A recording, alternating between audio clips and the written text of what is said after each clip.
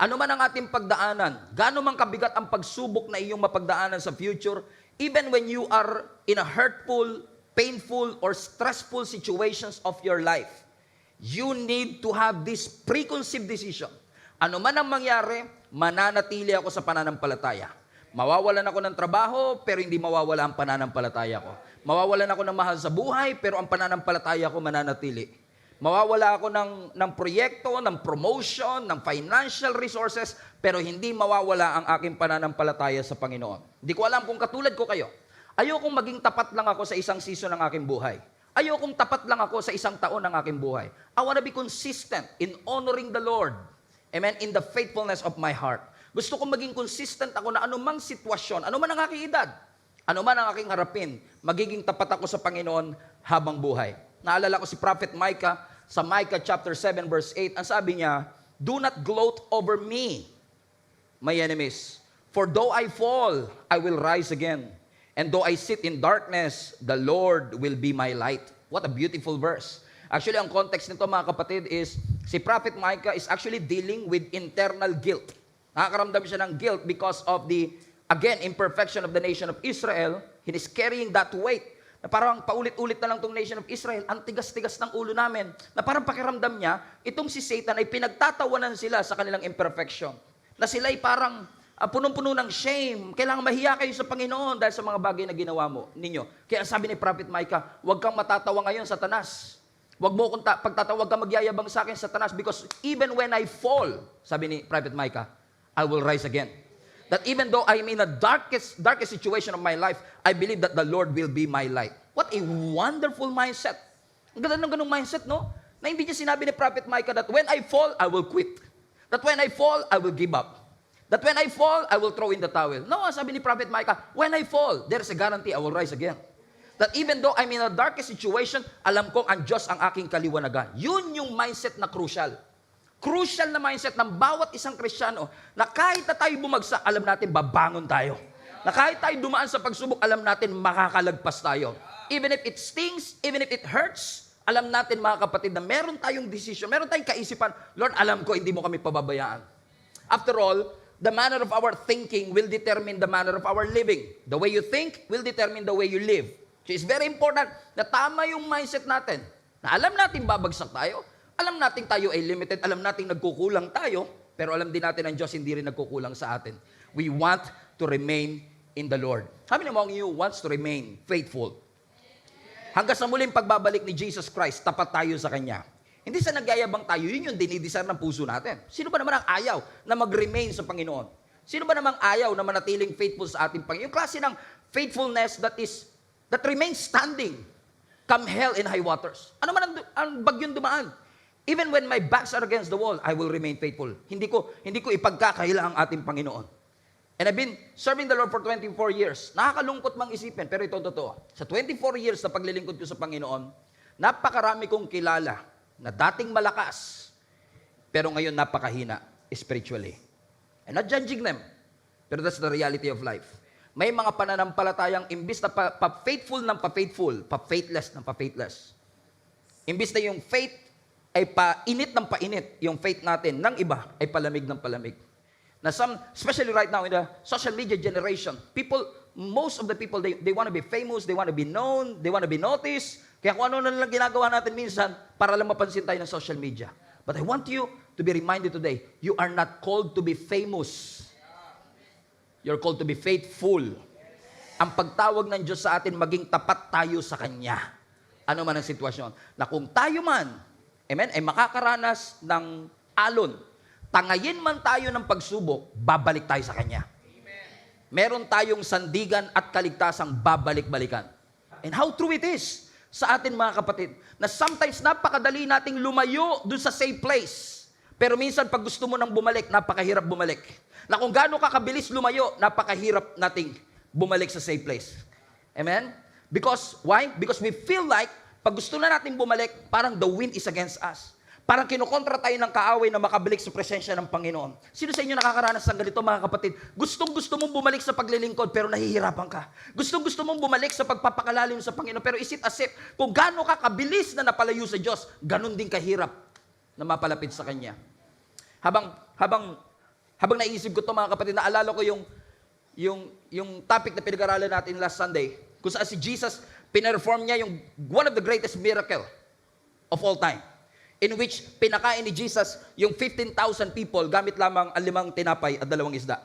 A conservative counting about 12,000 people. Alam natin yung story sa John chapter 6 mga kapatid, kung saan si Jesus Christ nag-preach siya mula umaga hanggang gabi. Sa sobrang tagal ng pagtuturo ng ating Panginoong Yesus, nagutom na yung mga tao. Kaya, ang sabi ng scripture, nung maggagabi na, ang sabi ng mga disciples, Lord, gumagabi na po. Kailangan na po nating tapusin yung service, mag-benediction ka na po. Kailangan na po na because ang mga taong ito hindi pa kumakain mula kaninang umaga. Ang sabi ng mga disciples, sabi ni Philip, kung ibibigay ko yung 1 taong sweldo ko para pakainin lahat ng taong to, kulang pa rin. So ang best solution ni Philip, pauwiin na lang yung mga tao. Pero sabi ni Jesus, huwag nyo silang pauwiin. You feed them, kayo magpakain sa kanila. At kung ikaw, logistics team ka ni Jesus Christ, at sinabihan ka, bilang disciple, pakainin nyo sila. Paano nyo papakainin yung 12,000 people in the desert? Walang Pure Gold, walang Chowking, walang Jollibee. How would you do that? So ginawa siguro nila, naghanap sila sa mga tao, nagtingin-tingin sila ng mga tao kung may mga baon sila. At syempre, kung gutom ka na, hindi mo na i-share yung baon mo, tinatago mo na siguro. Amen? Kasi alam mong hindi rin sapat para sa'yo. Until nakita nila isang bata na may lunchbox, na may laman na 5 tinapay at 2 isda. Sabi ng scripture, ibinigay ng bata yung 5 tinapay at 2 isda. Posible. That was implied. Pero hindi ko lang alam kung paano nangyari yon. Siguro kinausap siya ni Peter. Sa inyo, boy, nabalitaan ko, meron ko daw dyan 5 tinapay at 2 isda. Pakilabas na. Ayoko. Hindi, kailangan ni Lord dyan. Naka na. Mapunta ka sa impyerno. Halika na. Haka na. Biro lang. Hindi ganun nangyari, ha? To cut the long story short, amen, ibinigay ng bata yung kanyang 5 loaves and 2 fishes. Itinaas ni Jesus Christ yung 5 tinapay at 2 isda. Sabi ng scripture, minultiply niya yung tinapay, lahat sila kumain, busog na busog sila, may natira pang 12 basket. Pagkatapos nun, tumawid sila ng dagat, nagbangka sila, hindi sumama si Jesus Christ, umakyat si Jesus ng bundok, pero yung disciple tumuloy. Nung nasa gitna na sila ngayon ng Sea of Galilee, naka-encounter sila ng matinding bagyo. They tried to call on to the Lord, and then all of a sudden, Jesus appeared out of nowhere, naglalakad sa ibabaw ng tubig. And after that, si Jesus Christ sumakay sa bangka nila, nagpatuloy sila sa journey, nakarating sila ng Capernaum sa may Bethesda. Ano sabi ng scripture, pagdating nila doon, yung mga tao na nandun sa kabilang isla, sinundan sila Jesus Christ doon. 12,000 people, sinundan silang lahat doon. At dahil umaga na, nagutom na naman sila. So humingi na naman sila ng tinapay kay Jesus Christ. Ang sabi ni Jesus Christ sa kanila, ang gusto nyo lang naman yung tinapay, ayaw nyo yung milagrong kaya ko ibigay. In essence, sinasabi ni Jesus, you want my miracle but you don't want my presence. And tinignan natin last Sunday, mga kapatid, na napakahalaga na yung pananampalataya natin consistent. Sa panahon ng blessing at panahon ng pangangailangan, nananampalataya tayong pareho sa Panginoon. But what about what happened in between? What about what happened in that sea? And I've been wrestling for days, specifically on one verse that I want to show to you. But for us to understand the context, let us read the entire story. Immediately, 45 na, immediately, Jesus made His disciples get into the boat. So after the Jesus perform yung pagpapakain ng 15,000 people, ang sabi ni Jesus, sumakay kayo ng bangka. Now notice, hindi yung disciples ang nag-volunteer na tumawid. Hindi yung disciples ang nag-volunteer na sumakay ng bangka. In fact, pwede mong i-travel from Bethsaida to Capernaum by land. So hindi sila yung nag-volunteer na magbangka. Si Jesus mismo ang nagsabi, magbangka kayo. So ibig sabihin, kung susundan natin yung line of logic, kaya sila nasa gitna ng bagyo kasi sumakay sila ng bangka. Kaya sila sumakay ng bangka kasi pinasakay sila ni Jesus Christ. Nararanasan nyo ba minsan yun? Sinundan nyo lang naman yung instruction ni Lord, binagyo ka pa. Dumaan ka pa sa matinding bagyo. To make matters worse, ang sabi ng verse 48, gusto man nilang makapunta siya sa kabilang side, kasi yun ang instruction, no? Sumakay kayo ng bangka, tumawid kayo sa kabilang side. Gusto man nilang tumawid sa kabilang side, ang sabi ng scripture, the wind was against them. Gustuin man nilang mag-move forward, pero parang pinipigilan silang makabalik dun sa safe zone. Para tahimik kayo masyado. Pero alam ko kaya kayo tahimik kasi lahat tayo nakaranas na kahit anong gusto mong mag-move forward, parang pakiramdam mo, hindi nagko-cooperate. Yung hangin sa'yo. Di ba? Sumunod ako kay Jesus, di dapat kakampi ko yung hangin. Pero bakit ganun? Sumunod na nga ako kay Lord, kalaban ko pa yung hangin. Why? Because the wind doesn't always work with you. But, it's possible that even when the wind was against you, God is still for you. Hindi porke kontra ang hangin, kontra ang Panginoon sa'yo. Amen? Hindi porket pakiramdam mo, ang hirap mag-move forward ay hindi mo nakakampi ang ating Panginoon. May pinapagawa ang Panginoon sa atin na sometimes, because it is the commandment of God in your life, makakatanggap ka talaga ng resistance. Makakaranas ka talaga ng resistance at iaalaw ng Lord ang resistance because He wants to teach you something. In fact, mga kapatid, sabi ng Scripture, they are trying their best. They were rowing hard. Sabi ng Scripture, nakita nila si Jesus na naglalakad sa ibabaw ng tubig. Alam niyo kung anong oras na yon? About 3 o'clock in the morning. Nung nakita nila si Jesus na naglalakad sa ibabaw ng tubig, and Jesus rescued them. Listen to me. Watch this. Fasten your seatbelt. Let's go back to the story again para mas maunawaan niyo. Pinakain ni Jesus yung 15,000 people. Nag-preach siya buong araw. So it's about 6 o'clock in the evening nung natapos yung service. Right? Ano sabi ng Scripture, nung natapos ng 6 p.m., sumakay sila ng bangka. So from 6 p.m. to 3 a.m., they are trying to make it to the other side. For about 8 to 9 hours, my friends and family, sinusubukan nilang mag-move forward pero hindi sila makamove forward because the wind was against them. Ibig sabihin, for 8 hours of physical torture and exhaustion, sinikap nila makatawid pero hindi sila makatawid. Alam natin ang story, nakatawid sila eventually, pero it took them 9 hours or more para makatawid. Pero napansin niyo ba mga kapatid, kahit mabagal silang nakarating pa rin sila. Alam niyo kung bakit? Yung hangin, hindi niya binago yung destination nila. Pinabagal lang sila, pero hindi na bago yung kanilang destination. Just because you're slow, it doesn't mean you're failing. Hindi porket mabagal ang usad mo, ibig sabihin labas ka na kagad sa will ng ating Panginoon. In fact, kapag mas mabagal ang usad mo because of spiritual resistance, minsan yun ay indikasyon na nasa kalooban ka ng ating Panginoon. So minsan nasusumusuko kagad tayo kasi parang ginawa naman natin ang lahat. Nagsagwan tayo lahat, parang ang bagal ng progress ko. 33 years old na ako, wala pa nanliligaw sa akin. 5 years na ako dito sa 4th year, hindi pa rin ako gumagraduate. 5 taon na ako sa opisina, hindi pa rin ako napopromote. Baka wala ako sa kalooban ng Panginoon. Hindi. Madalas nasa kalooban ka ng Panginoon. Meron lang spiritual resistance kaya hindi ka makamove forward. But just because you're slow doesn't mean you're failing. Hindi porket mabagal ka, ibig sabihin, walang in fact, inaalaw ng Diyos minsan na bumagal ka talaga. Kasi hindi rin okay yung masyadong mabilis. Amen? Why, mga kapatid? It's important na minsan inaalaw ng Lord na mabagal nating marating yung achievement. Mabagal nating marating yung promotion because He's developing something in you. Alam mo kung bakit? Ask me why. Kasi mas concerned ang Lord sa karakter mo kesa sa comfort mo. Mas concerned ang Lord sa karakter mo kesa sa happiness mo. Kung ang pagkakakilala mo sa Diyos, si Lord ay laging gusto niya lang mapasaya ka ng mapasaya, public service announcement. Hindi clown si Lord. Kung gusto mo maging masaya, kailangan mo clown. Pero dahil ang iyong pinaglilingkuran ay Diyos na buhay, the creator of the universe, who is outside time and space, na nakikita niya ang future natin, minsan iaalaw niya na mapabagal ka para ma-develop ang iyong character to prepare you for the next season of your life. But just because you are slow doesn't mean you are failing. Amen? Kasi ganito yan, ano? Based sa experience ko.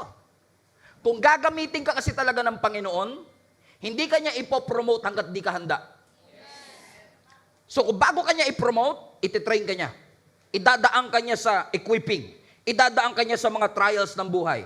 Parang yung espada, bago magawa yung espada, minamartilyo yan. Hinahammer yan. Dinadaan yan sa init para magkaroon ng hugis. And sometimes, nagagalit tayo sa Panginoon kasi pakiramdam natin para tayong minamartilyo lagi. Sunod-sunod ang mga pagsubok. Sunod-sunod ang mga pagbayo ng mga bagyo. Parang pakiramdam natin, Lord, ano bang gusto mo mangyari sa akin? Bakit parang padurog na ako ng padurog? Parang ba't mo inaalaw na ako'y martilyohin ng mga pagsubok sa aking buhay? Pero kung ikaw ay minamartilyo ng mga pagsubok sa iyong buhay, hindi ka winawasak ng Diyos. He's not destroying you. He is shaping you. He's preparing you for the next season of your life. After all, ang goal natin, hindi lang basta, pansinin niyo, no? Pag may mga punishing sa ating buhay, may mga hammering sa ating buhay, lagi natin, Lord, stop.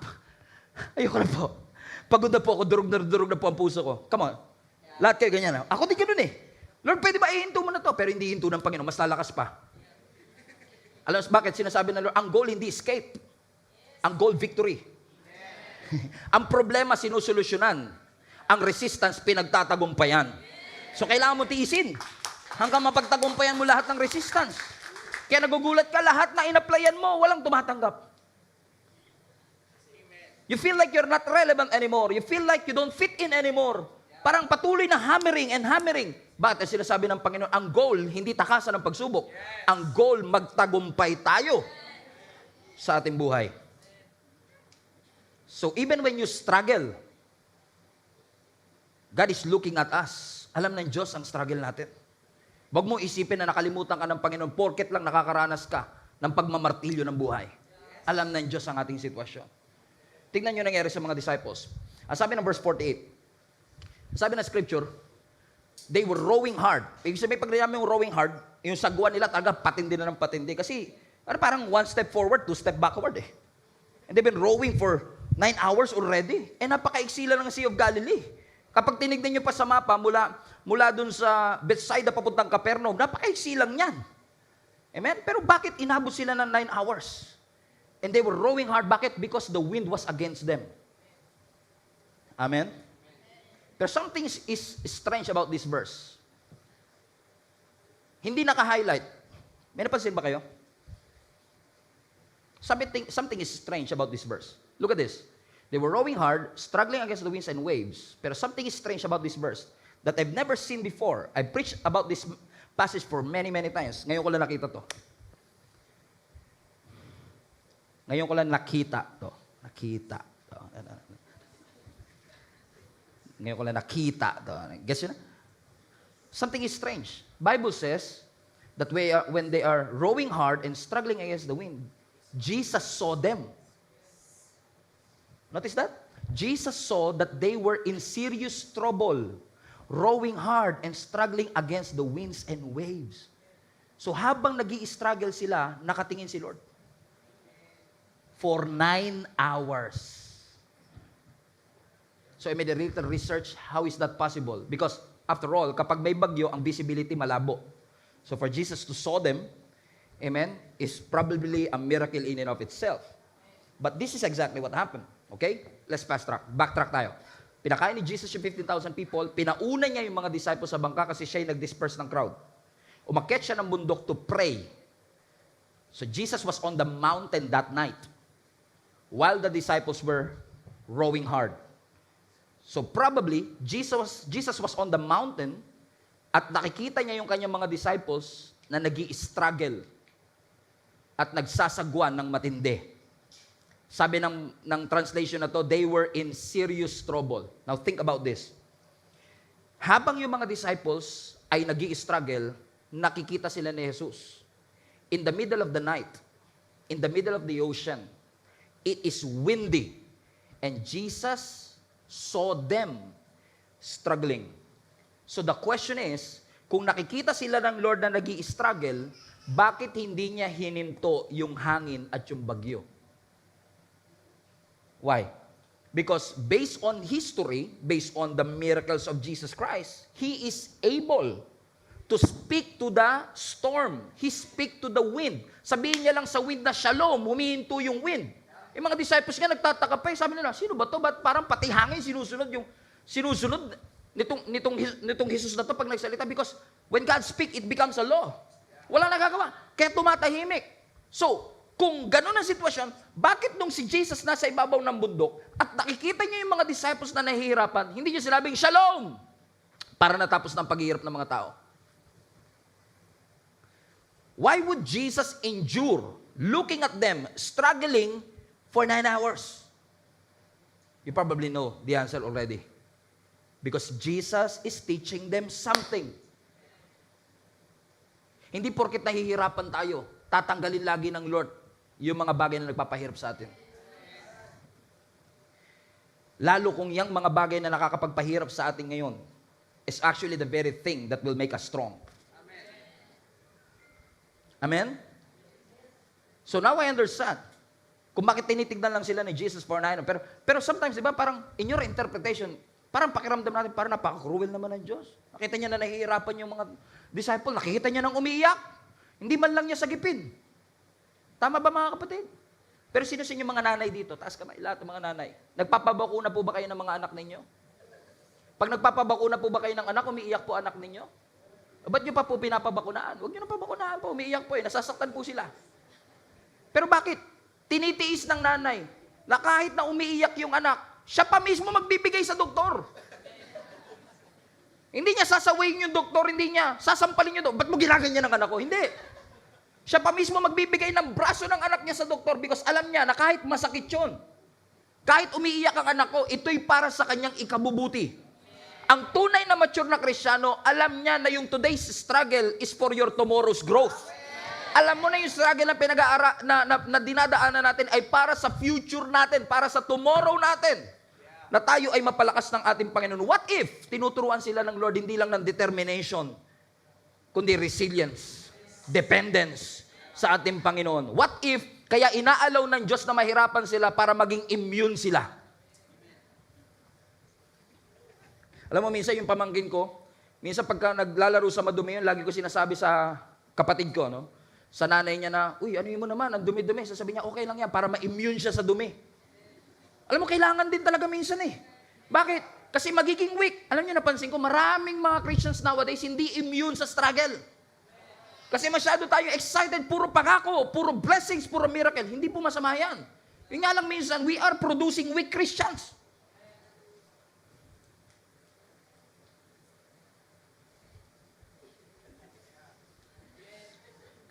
Konting hirap, ayoko na maglingkod. Konting hirap, suko na ako. Lord, totoo ka ba talaga? Nandiyan ka ba talaga? Gusto mo ba mag-grow? Gusto. Get out of your comfort zone. No one grows inside their comfort zone. Lahat ng lumalago, they went outside their comfort zone. Bakit? Pinapalaki ng Diyos. Dinedevelop ng Lord ang faith natin. Sabi siguro na iba sa inyo, ba't pa kailangan i-develop? Sabi nga ni Lord, di ba? Kahit pananampalatayang maliit lang, katulad ng mustard seed, it can command the mountains to move from here to there. Ba't kailangan ko pang palakihin? Kasi minsan akala natin ang faith, laging size of faith lang. Kaya hindi sinasagot panalangin mo, maliit pananampalataya mo. Lakihan mo kasi. Kaya minsan tuloy sa Christian community, lagi, pataasan ng faith, palakihan ng faith. Nakalimutan natin, ang tunay na realidad ng buhay, hindi palakihan ng faith, patatagan ng faith. Kasi kahit na malaking pananampalataya mo, kung weak yan, butasin lang ni Satan yung balloon. You will be deflated. Mawawalan eh. Kaya sinasabi ng Panginoon sa atin mga kapatid, yung resistance, kailangan mo yan para lumago ka. Kailangan mo talagang, the winds will be against you. Pero hindi porket may resistance, nakalabas ka sa kalooban ng Diyos. They are literally inside the will of God and still felt that resistance. In fact, yung resistance, confirmation nga minsan ng Lord dyan. Pag nahihirapan ka, confirmation yan that you're on the right track. Tamang hirap ng amen? Ha! Ha! Tignan nyo si Jesus Christ. When Jesus was baptized in the Jordan River, Matthew chapter 3, lahat ng matatagal ng Christian, you probably know the story. Sabi ng scripture, lumapit si Jesus Christ kay John the Baptist. Sabi ng Bible, binaptize ni John the Baptist si Jesus Christ. Look at this. Pag-ahon ni Jesus Christ sa tubig, sabi ng scripture, the heavens were opened. And the Holy Spirit descended like a dove. Bumaba ang Holy Spirit na parang kalapate.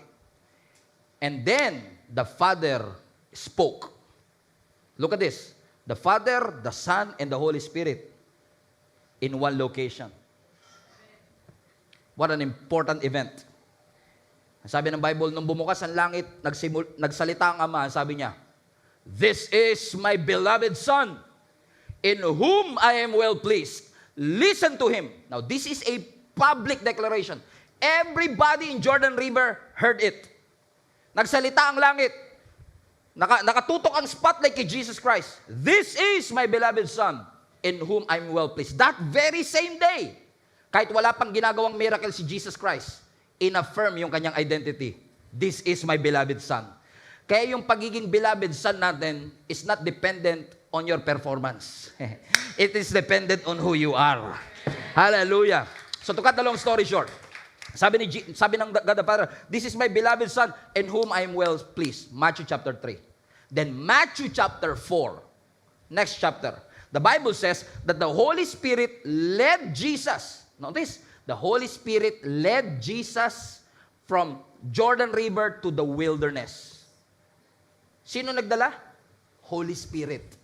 ang nagdala kay Jesus sa wilderness to be tempted. Bakit? Kasi pagkatapos ng affirmation, testing. Hallelujah. Kaya napansin nyo ba nung nag-start tayo ng series, pinag-usapan natin struggle, yung nakalipas na 2 linggo nyo, puro struggle? Come on now. Bakit? Pagkatapos nyo marinig yung salita, kinabukasan struggle. Kaya sabi ng iba, wag ka na nga mag-topic na mga ganyan, Pastor. Natitesting kami. Amen, tingnan nyo, no?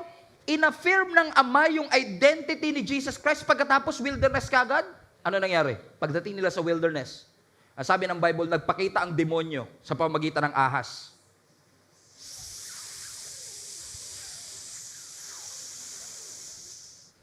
Pagharap ng ahas kay Jesus, ang sabi niya, if you are the Son of God, turn these stones into bread.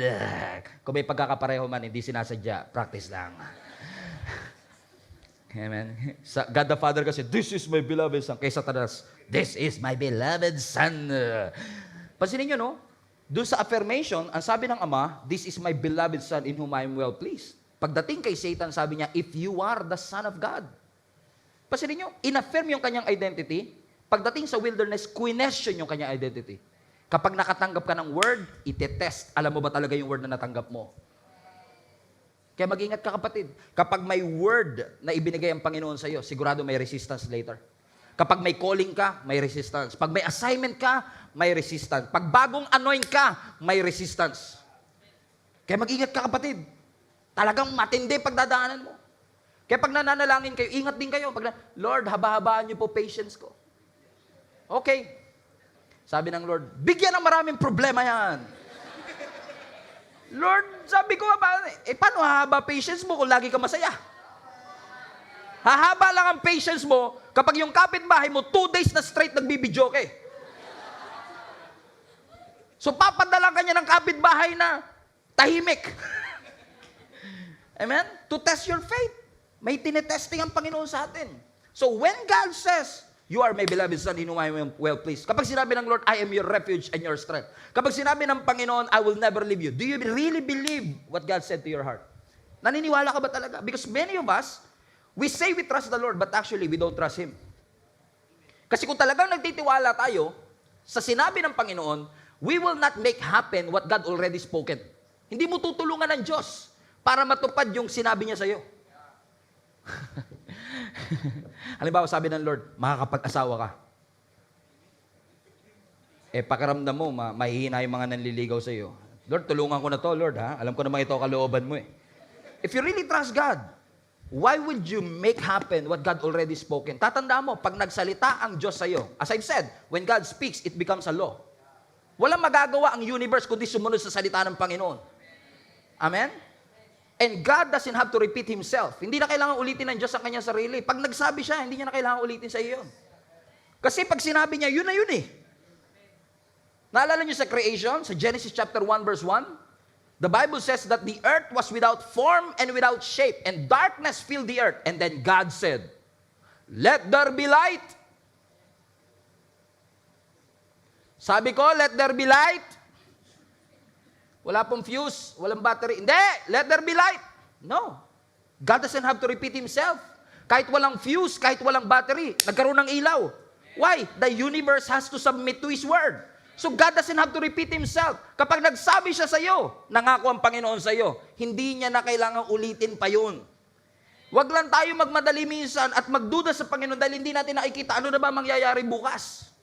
Ano na ba kakahinat na ng mga bagay na ito? Hindi, mga kapatid. Minsan talaga sinasadya ng Diyos na hindi ipakita sa iyo yung journey. Kasi matatakot ka eh. Kasi pag pinakita ng Diyos sa iyo ang pagdadaanan mo, hindi ka na magsasabi ng yes sa una pa lang. Sa mga hindi po nakakaalam, pastor na po ako ng simbahang ito, napakabait na simbahang ito. Sa loob ng 11 taon. Noong 2013, nung sinabihan ako at nangusap ang Panginoon sa akin na magpapastor ako ng simbahan, hindi niya sinabi sa akin, yung lahat ng tindi ng hindi niya naman sinabi sa akin, madidepress pala ako. Hindi niya naman sinabi sa akin, iiwan ako ng mga kaibigan ko. Hindi niya naman sinabing gagawan ako ng kwento ng mga taong may masamang intention sa'yo. Kasi kung sinabi ng Lord yun nung una pa lang, Lord, full disclosure bago ako sumunod. Kailangan ko ng black and white, Lord. Sino-sino yung mga taong to kasama ko ngayon pero iiwan ako? Sabihin nyo na kagad, Lord, pero hindi sasabihin ng Panginoon. Kasi ang sabi ng Panginoon, kung talaga nagtitiwala ka, you don't have to know everything. You just have to follow. Because it's not our job to know how will this work. It is our job to believe that it will work. Kapag kasama natin ang ating Panginoon. Amen? Nga lang talaga yung 11 years, hindi talaga madali. Lalo pag hinuhugisan ka ni Lord. Amen? Dati kasi mahihayin ako eh. Ngayon medyo na lang. Hindi pa naman tayo walang hiya. Unti-unti, dinedevelop ng Lord. Pero napansin ko lang talaga, pag hinuhugisan ka ni Lord, ramdam mo talaga eh. Di ba sabi ng Bible, He is our potter and we are the clay? Nakapunta na ba kayo sa Bigan, Ilocos Sur? May mga totoong mga patter doon eh. Yung hinuhugisan talaga nila yung mga yung mga palayo. Imagine mo kung ikaw yung clay. Inuhugisan ka ni Lord. Ang hirap na ha? At bawat hugis, bawat testing, ramdam na ramdam mo talaga. Sino sa inyo mga kapatid, aminado kayo, pag hinugisan kayo ni Lord, ramdam mo talaga pag si Lord kumilos sa iyong buhay. Amen? Bakit? Gusto ng Lord ma-develop ang humility sa atin.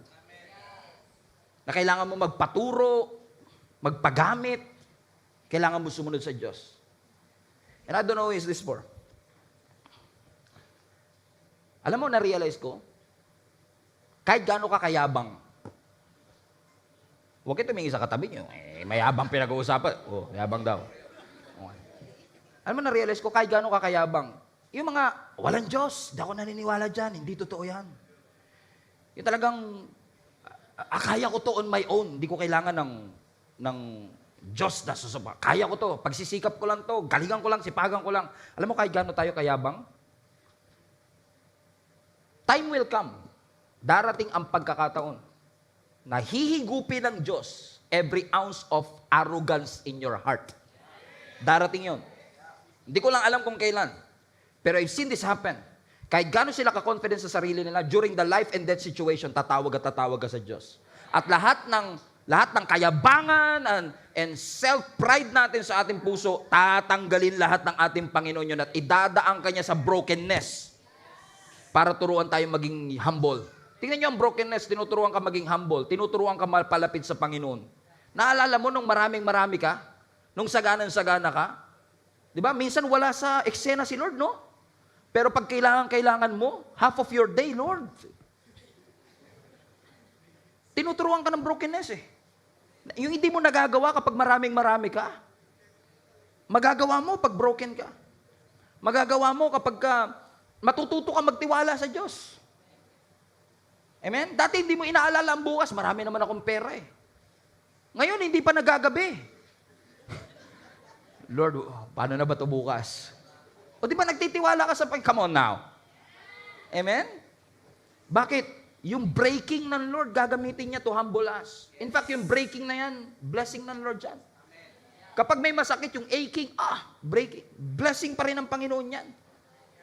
Amen? Hindi ka pinapahirapan ng Diyos. Sinishape ka ng Diyos. So, nung nakita ni Jesus Christ, yung mga disciple na nag-i-struggle, sa isang perspective, pwede mong sabihin, grabe naman si Lord, no? Hirap na yung mga disciples, pinagmasdan lang. Or, kapag dumaan ako sa pagsubok, confident na ako ngayon. Kasi alam kong nakatingin ng Diyos. Diba? This is one way to put it. Either you will believe na ang Diyos walang pakialam sa'yo, o mas confident ka ngayong humarap sa mga pagsubok knowing na ang Diyos nakamatsyag sa'yo. Na habang hirap na hirap kang maglakad, katulad ng bata na tinuturuan maglakad, alam mo na yung nanay mo nakabantay lang. Amen? God is in control but He will not control you. He will lead you. Amen? So, habang naglalakad ka, hindi ka kinokontrol ng Panginoon, but the moment you fall, you will rise again. He will pick you up. Yun ang assurance natin, na kahit dumaan tayo sa pagsubok, hindi tayo iiwanan ng ating Panginoon. Amen? Na kahit na hirap tayo, alam natin ang Diyos darating and He will show Himself to us. Huwag mo isipin na nakalimutan ka na ng Panginoon. In fact, hindi sila nakalimutan ng Diyos. Ang sabi ng verse 48, watch this, He saw when they were in serious trouble, they were rowing hard, struggling against the winds and waves, and about 3 o'clock, after 8 hours in the morning, Jesus came toward them. Walang kahit anong bagyo ang makakapigil kay Jesus para i-rescue ang kanyang mga anak. Kahit pa zero visibility. But, before I close, let's continue reading, shall we? Kasi baka makalimutan natin yung last part eh. Importante pa naman to. Sabi ng Bible, habang nag-i-struggle sila at nagsasagwan sila ng matindi, 3 o'clock, nagpakita si Jesus Christ at naglalakad papunta sa kanila, walking on the water. But watch this. But Jesus intended to go past them.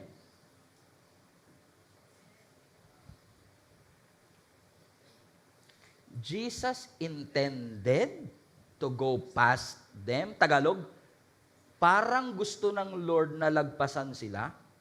Now think about this. Si Jesus Christ, pinagbasdan niya yung mga disciple for 9 hours, hirap na hirap.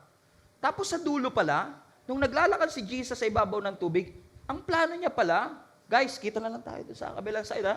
Bala kay, does it make sense, isn't it? Now, tingnan niyo to. Habang pagod na pagod ang mga disciples, si Jesus nonchalant.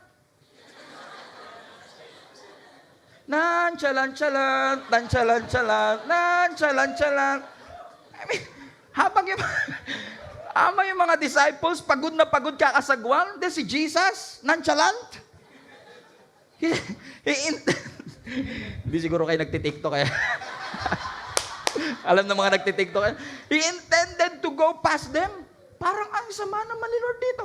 If God is a good God, pinagbasdan niya na nga yung mga disciple na naghihirap, tapos, nung naglalakad pa, kawawa naman kayo dyan, Brad. Oh, see you na lang doon ha. Matagal pa yata kayo eh. He intended to pass by them. Parang, that's why I've struggled for this verse. Just this verse, I've struggled for 2 days. Trying to think of, Lord, if you are a good God, bakit mo gagawin yan? Parang, di ba parang sa atin, di ba? Naghahanap ka ng saklolo, naghahanap ka ng tulong. Tapos nung nakakita ka ng tulong, saan pupunta siya? Multo! Kaya napagkamala na ng multo. I mean, Jesus Christ, you're supposed to help us. After all, you've been looking at us and seeing us for hours. Pero upon studying the Greek, it was implied actually in the Greek na kaya ganun ang pagkakasulat is inakala talaga ng mga disciples na lalagpasan lang sila ni Jesus. Yun yung na-feel nila kaya ganun yung pagkakasulat. But actually, in deeper study, you will realize na ang Diyos, kaya siya dumaan sa harap nila na parang lalagpasan sila. Hindi dahil gusto silang iwanan ng Diyos, kundi in essence, sorry for this word, parang in essence gustong magpapansin ng Diyos sa kanila. As sinasabi niya, guys, in case you need help, I'm here. Kaya siguro hindi nila natawag na Jesus Christ, sabi nila multo. They don't recognize it. That's why sabi ni Jesus Christ, take heart. It is I. Huwag kayo matakot. Don't be afraid. It is me. Ang intention pala ng Panginoon, hindi takasan sila, kundi ipakita sa kanila, I'm here. I'm not leaving you. I've been watching you all along. I've been seeing you struggling, rowing hard, trying to make it to the other side. Natatakot kayo na parang pakiramdam nyo, hindi na kayo makakatawid. But in case you haven't noticed, I've been watching you. And now it's 3 o'clock in the morning. Nobody's calling me. So here I am right now. Showing myself to you. Baka naman, gusto niya na akong tawagin. Amen? Ibang-iba, nung nag-free diving kami. Nung nag-free diving kami, inanod kami ng alon, ang layo na namin sa buwi. Ang sabi ng instructor namin, ng coach namin, bumalik ka sa buwi. Hirap na hirap kaming bumalik. Hirap na hirap kaming bumalik sa safe zone. Pero dito sa storya na to, hindi mo na kailangan bumalik sa safe zone. Yung safe zone ang pupunta sa'yo. Si Lord mismo ang dadalaw sa'yo. Si Lord mismo ang lalapit sa'yo. And He will show Himself to you. To remind you, hindi ka nakalimutan ng Diyos. It's not early. It's not late either. It's always on time. Praise Jesus. The Bible says, nung tinawag nila ang ating Panginoon, verse 15, sabi ng Scripture, sabi ni Jesus Christ, take courage. It is I, the eye of the storm, Jesus Christ. Don't be afraid. Now listen, Look at the verse. Mark 6:50. You see it? See it? And I will close with this. Mark 6:50. Immediately he spoke to them and said, "Take courage, it is I, don't be afraid." Verse 51. And then Jesus climbed into the boat with them, and the wind died down, and they were completely amazed. Interesting. Especially if you know the whole story. Binasa natin magkasunod na verse, right? Pero may kulang. Ewan ko napansin niyo, may kulang sa story. Something is missing in this story. Amen? Wala akong tinanggal, ha? But something is missing in this story. Ulitin natin. Ang sabi ng scripture, nung nakita nila si Jesus, verse 50 anak, nung nakita nila si Jesus Christ, nagsalita ang Panginoon sa kanila, "Hey, don't be afraid. It is I. Take courage." And then sabi ng scripture, Jesus went to them on the boat. Something is missing. Something is missing here. Okay, let me, do you want me to refresh your memory? What's missing here? Okay. Pinakain ni Jesus yung 15,000 people, right? Tumawid sila. Amen? Doon sa Sea of Galilee. Pinag-aralan natin last time, John chapter 6.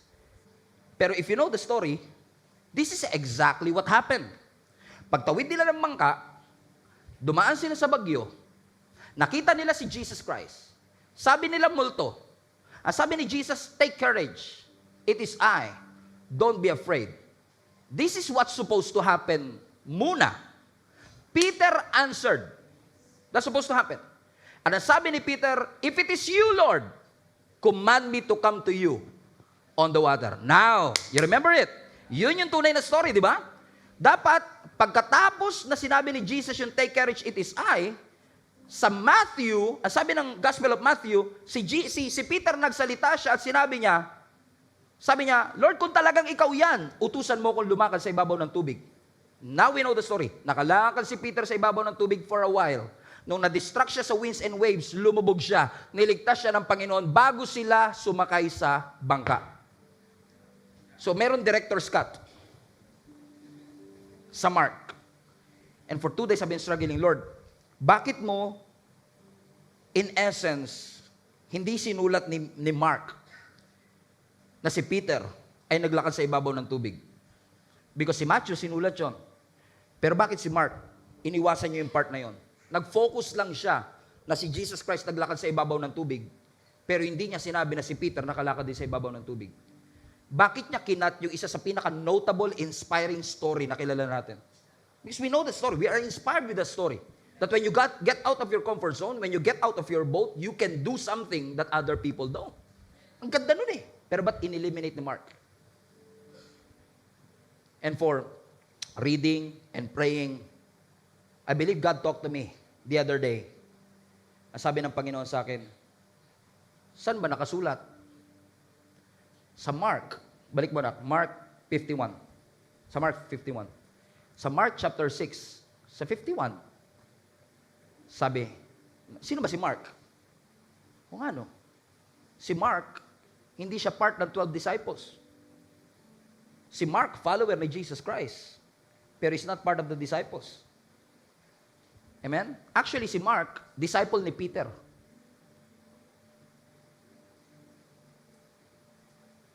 Parang di kayo naniniwala. Totoo yun.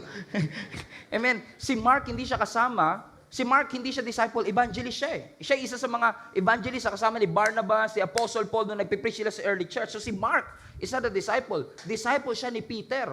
Siya ang sumusunod lagi kay Peter. Siya ang nagsulat na, supposedly, it was Peter who wrote the book of Mark. Pero since meron siyang disciple na si Mark, it is Mark who wrote the script, the Gospel of Mark. Sabi ko, "Lord, so ano ibig sabihin? Habang nagsusulat si Mark?"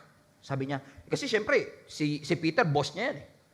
Diba? Disciple siya ni Peter. Master niya to eh. Diba? Ito yung kanyang master, siya ang student. Siguro susulat niya, nakita nila si Jesus Christ. Sinabi nila, multo. Sabi ni Jesus, "Take courage, it is I. Don't be afraid." Pero yung master ko na si Peter, biglang sumagot, "Kung talagang ikaw yan, gusto ko rin makalakad sa ibabaw." Ang ganda nito. Pagandahin pa natin po. Ano sabi ni Jesus, "Lika, pumunta ka rito." At si Peter ay nakalakad sa loob ng mahigit 5 minuto at 3 segundo. At At believe na believe ang ibang mga disciples, kasama na sila Judas, kasama na sila John sa kanya. Elibs na elibs sila sa mga... Right? Pero pwedeng sabihin ni Peter na, siguro sinabi ni Peter na, wag na yan. Di na mahalaga yan. Disciple niya yan eh. Wag na yan. Tanggalin mo na yung part na yan. Ang importante si Jesus Christ. Yun lumakas sa ibabaw ng tubig. However, walang influence si Peter sa pagsusulat ng Book of Mark. Kasi kung si Mark ang nagsulat, he was supposed to be influenced by the Holy Spirit, not the Peter. Or else otherwise, this will not be true. This is inspired by the Holy Spirit, not by Peter. Although Peter wrote some of the epistles, pero it's not supposed to happen. And I asked the question, Lord, why? Ba't ineliminate mo ito? And the Holy Spirit intentionally eliminated that part. You know what? I believe God talked to me. Hard and clear. Sinabi ng Lord sa akin, yes, nakalakad si Peter sa ibabaw ng tubig. Pero wag niyo rin kakalimutan na lumubog siya after it. And maybe the reason why the Holy Spirit eliminated it in the book of Mark is for us to be reminded, mag-focus tayo sa saving grace ni Lord, hindi sa mga sinking ng ating buhay. Because most of the time, nakafocus tayo sa mga pagbagsak natin, sa mga sinking natin, sa mga limitations, sa mga weaknesses natin. Nakakalimutan na natin yung saving grace ng ating Panginoon. That when you fall, He's there to pick you up. That when you are quitting, He's there to show Himself to you and to me. Yung mga panahon gusto mo nang sumuko, yung gusto mo nang ibaba ang bandera, sabi mo, Lord, ayoko na, I will quit. And then all of a sudden, out of nowhere, God will use somebody to inspire you, to encourage you, and to remind you the Word of God. Somebody will text you, somebody will chat you, somebody will hug you, somebody will remind you it's not over, it's not finished yet. What you are going through is not good, but God is not done with you yet. Don't ever surrender. Huwag ka sumuko. Huwag tayong panghinaan ng loob. Huwag nating imimiss yung moment na sinasabi ng Panginoon sa atin, hindi siya nakakalimot sa bawat isa sa atin. Because after all, if you know the story of Jesus, even Jesus, in essence, have struggled in finishing His mission. Na nung nasa Garden of Gethsemane ang ating Panginoon, He is praying, sabi niya, Father, if it is possible, take this cup away from me. But nevertheless, not my will, but yours be done. What is Jesus saying? Lord, I cannot take this anymore. But not my will, not my way, not my preference, not my desire. It's not my decision that matters. It is your will that matters in my life. So if you want me to go through hell, if you want me to go through this storm, Lord, bigyan mo lang ako ng lakas. Willing ako sumunod. Mahirap na po. Parang pasuko na po ako, pero bigyan mo lang ako ng konti pang lakas. Kung hindi matatanggal yung pagsubok, kung hindi mapapahinto yung bagyo, dagdagan nyo na lang po yung courage ko. Dagdagan nyo na lang po yung lakas ko. Habaan nyo pa po yung pasensya ko. Habaan nyo pa po yung pagtitiwala ko sa iyo, Panginoon. Para katulad ni Apostle Paul, masabi ko rin, I have fought the good fight. I have finished my race well, and I have kept my faith. Do not ever give up on your God. Huwag mo sukuan ng ating Panginoon. Huwag mo sukuan ng Panginoon. Tingnan mo si Apostle Paul. Si Apostle Paul, habang naglilingkod siya sa Panginoon, habang sinusunod niya ang Panginoon, meron siyang thorn in the flesh. Di ba? And he asked the Lord 3 times. He pleaded the Lord. The Greek, nakiusap siya sa Diyos, Lord, tanggalin mo yung thorn in the flesh. Pero ano sabi ng Bible? Dininay ng Lord yung request ni Peter. Hindi siya pinagbigyan sa kanyang request. Pwede sabihin ni Peter, ni Apostle Paul, Lord, ito na lang inihingi ko, ginawa ko naman ng lahat, ba't hindi mo pa matanggal ito? Ginamit ng Lord yung thorn in the flesh para patatagin siya. And the same Apostle Paul na humingi kay Lord at na-deny is the same Apostle Paul na nagsabi, I have fought the good fight.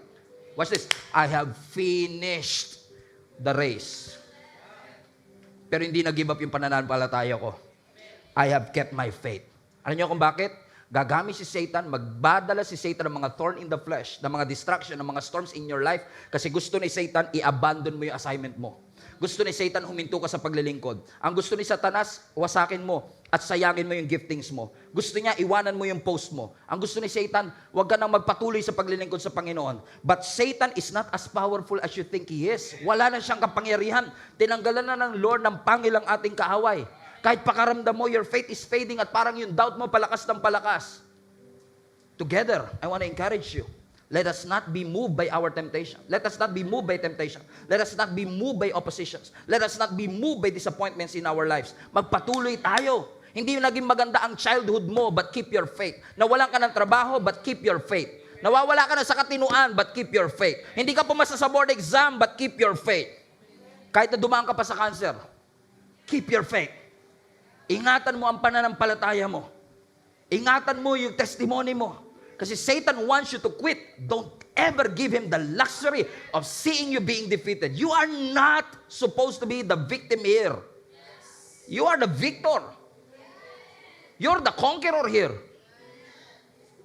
That even when you fall, you will rise again.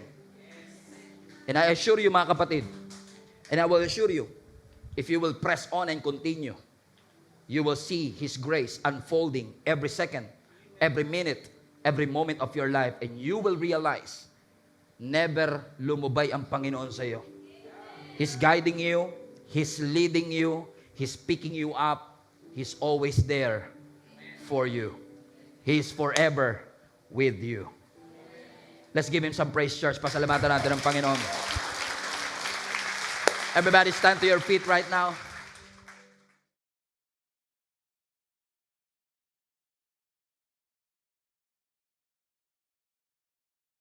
Sabi ng scripture sa Joshua chapter 6 verse 1, now the gates of Jericho were securely barred because of the Israelites. No one went in, no one came in. O no one went out and no one came in. So mapapansin niyo mga kapatid na ang gates of Jericho, ang Jericho is just a small city. Maliit na city lang yan eh. Pero ang Jericho na maliit na city is famous for its walls. Matindi yung wall na nakapalibot dito na sabi ng maraming Bible scholars, about 17 feet ang taas ng wall na ito at 5 feet ang lawak nito. Grabe yung wall na ito, made of pure stones. At bago ka makasampa sa mismong wall, meron itong ditch, meron itong malaking hukay na ang taas ay 9 feet. Talagang, ang tawag nila dito ay impenetrable wall. Ibig sabihin talagang hindi ka makaka-penetrate. Ang tawag nila dito ay unsurmountable. Hindi mo kayang talunin, hindi mo kayang akyatin, hindi mo kayang pabagsakin. In fact, ang Jericho o ang Jericho wall ay kilala, okay? Ang Jericho wall ay kilala na parang walang pwedeng tumalo. Invincible, ika nga. Parang no one dared na talunin at pasukin ang city na ito. Pero makapapansin nyo sa verse 1, mga kapatid, kaya matindi ang security ng Jericho ay dahil sa takot nila sa mga Israelites. Ang mga Israelites na posibleng takot sa Jericho, takot sa mga giants, ay takot din sa kanila. Kaya madalas mga kapatid, yung mga bagay na kinakatakutan mo, takot din sa iyo eh. Amen? And we all have Jerichos in our life. Hindi Jericho Rosales. Kundi may mga Jericho tayo, that's a metaphor for a challenge. It's a metaphor for a problem. And ang Jericho sa ating buhay is not a picture of somebody or someone or something that is attacking you. Kasi madalas mga kapatid, when we preach about it, when we teach about it, when we go through it, akala natin yung Jericho is just something, challenges, problems, storms, and mountains sa ating buhay. I believe in that as well. But through my study mga kapatid sa ating pag-aaral ngayon, na-realize ko na ang Jericho na ito ay hindi naman umaatake sa kanila. So this Jericho is not a picture of something or someone that is attacking you, but this Jericho is a picture of something that is hindering you, humaharang sa iyo, para ma-experience mo ang God's best sa iyong buhay. Alam niyo, ang God's best is more than just a relationship. God's best is everything that God has for you. The joy, the peace, the blessing, the abundance, everything that God has prepared for you in advance. Yan ang lahat ng God's best na ibinigay sa iyo ng Panginoon. Unfortunately, may mga Jericho City and Jericho Wall na nagkikip sa iyo para ma-enjoy mo ang mga pangako ng Diyos sa iyong buhay. As I was saying, Jericho or Jericho Wall is not a picture of something that is attacking you. Jericho Wall is a picture of something that is hindering you. Kung makakapagsalita lang ang Jericho Wall, kung makakapagsalita lang ang Jericho City, ang sasabihin nila, sige, subukan niyong pumasok. Get rid of me if you can. Well, you cannot. And I don't know who is this for. I don't know who am I ministering to. Pero ang sinasabi lang sa atin ng Panginoon, merong somebody, merong nanay, merong tatay, merong estudyante na nakikinig at nanonood ngayon na may mga Jericho sa kanilang buhay na maaaring hindi umaatake sa kanila, pero humahad lang sa kanila para maranasan nila ang pag-ibig ng ating Panginoon. Maaaring yung galit is a Jericho wall.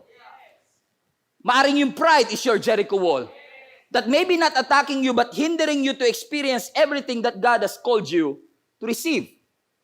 In fact, mga kapatid, masyado ka ng lunod, masyado ka ng overwhelmed ng mga Jerichos na ito, ng anger na ito, ng issues na ito sa iyong buhay, na nakumbinsi ka na ni Satan na wala ng pag-asang mapabagsak ito.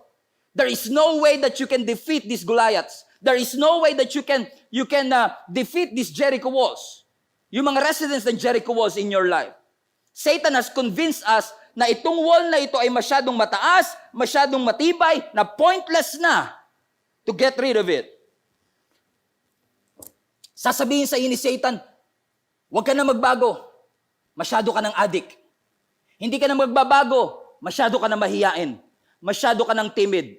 Masyado ka ng intimidated. Masyado ka ng takot. There is no way that you can change. And Satan has convinced you, masyado nang mataas ang Jericho wall, na wala ng pag-asa na mapagtagumpayan mo ang lahat ng ito. Na malagpasan mo ang lahat ng bagay that is keeping you from receiving the joy that God has for you. Hallelujah. And I'm here to minister to somebody, mga kapatid, na ang Jericho wall might be mightier than you, might be higher than you, but your Jericho wall is not mightier and higher than the God that you serve. Pastor, you don't know what you are saying. Pastor, this problem, these challenges, this anger, this unforgiveness is just too much for me to handle. Yes, it is too much for you to handle for a reason. Kailangan mo mapapaalalahanan ng iyong sarili, meron bang bagay na mahirap sa ating Panginoon? Is there anything that is too difficult for your God? Wala. Lahat ng bagay ay kaya nating lagpasan at mapagtagumpayan kasi alam natin na mighty man ang kaaway. Ang Diyos na pinaglilingkuran natin ay Almighty. Hallelujah. I'm preaching myself happy.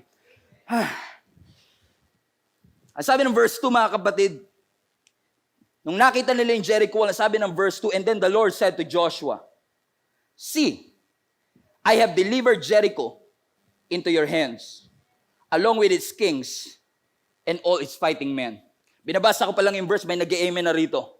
Binabasa ko pa lang yung verse, nakukuha na ng mga nakikinig sa atin kasi alam nila, mga kapatid, that something might be grammatically wrong with what we just heard. Kasi ang sabi ng scripture, ang sabi ng Lord kay Joshua, tignan nyo, I have delivered Jericho into your hands. You have already conquered it. Now, hindi po ako English expert. Dami ko nga mali sa English eh. Pero ang alam ko, yung deliver, present tense, yung delivered, past tense. Ang future, will deliver. Hindi sinabing, I will deliver you, o I will deliver Jericho into your hands. Ang sabi ng scripture, I have delivered it. Hindi pa nagsisimula yung laban, panalo ka na kagad. Kaya nga hindi aksidente na nilagay ng Lord yung salitang see. S-E-E. Look. See. Kasi if you want that Jericho walls to come down, kung gusto mong pabagsakin ang mga Jericho walls na nagkikip sa iyo para ma-experience ang God's best, number one, you have to have a vision. You have to have a vision. May nakaka-obstruct man sa paningin mo ngayon, but you have to have a vision of what's on the other side of your fear. That there is a breakthrough on the other side of that fear. That there is a breakthrough on the other side of that anger na pag napagtagumpayan mo, may breakthrough sa kabilang dako. Kailangan may vision. If you always see yourself as a failure, you will never win. You will never win. If you always see yourself as a poor guy, you will never be rich. If you always see yourself na parang wala akong mararating, talagang wala po tayong mararating. Vision is a picture of the future. You have to have that picture in your mind of what God has prepared in advance for you. Ang problema ng maraming Christians nowadays, hindi natin makita yung nakikita ng Diyos. Hindi natin makita yung mga bagay na hindi natin nakikita.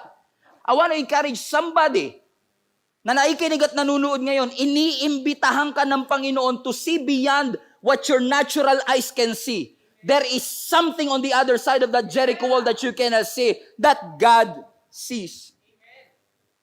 Nakikita ng Panginoon, maaaring hindi mo nakikita, pero kailangan magkaroon ka ng vision na kung ito ay inilagay ng Panginoon sa aking harapan, ibig sabihin, prepare na ito ng ating Panginoon. No eye has seen, no ear has heard, no mind has conceived the very things and everything that God has prepared for me. Hallelujah. Amen. Amen. Vision. Vision. Vision. We have to have that vision. We have to see past our circumstances. Alam ko mahirap lang tayo, but we have to see past the circumstance. Na yung kahirapan will never keep me from enjoying everything that God has for me. Na alam kong hindi ako nakagraduate, yan ang Jericho wall ko, but I have to see past my circumstance na kahit hindi ako nakagraduate, alam kong may prepare ang Diyos sa akin na hindi porket hindi ako nakagraduate, hindi na ako pwedeng magtagumpay. You have to see past your circumstances. Tumingin ka sa mga bagay na hindi mo nakikita lang, kundi tignan mo ano ba ang inihanda, ang prepare ng Panginoon sa bawat isa sa atin. Kung ang lagi mo lang kasi titignan yung pagtrato ng jowa mo sa'yo, kung ang lagi mo lang titignan ay yung pagtrato ng asawa mo sa'yo, bababa confidence mo eh. But you have to look past your circumstance. You have to look past the way that people are treating you. You have to look past your circumstance and see past what your financial status is saying to you. You have to see past what your critics are saying before you. Kailangan malagpas. I'm not saying you deny it, but I'm just saying look past it.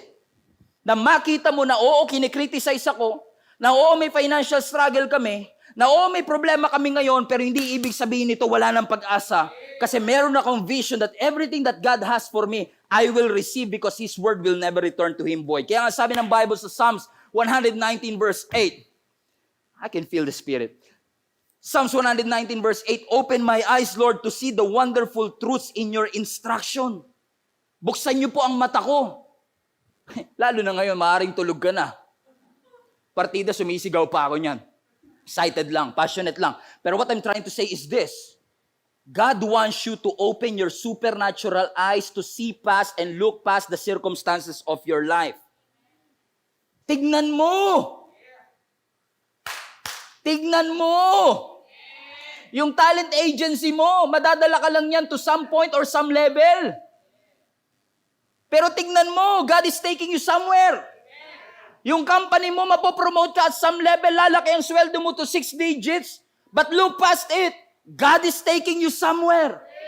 And if you learn to look past your circumstances, you will realize meron pa palang best na nilaan ng Panginoon sa akin.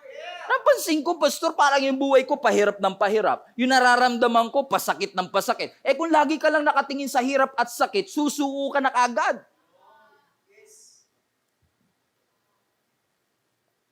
Pero ang tinuturo sa atin ng Panginoon, huwag mo lang tignan yung sakit. Hindi ko sinasabing i-deny ang sakit. Sige, masaktan ka. Okay. Okay, no problem. Down ka, umiiyak ka, depressed ka. Hindi po bawal umiyak.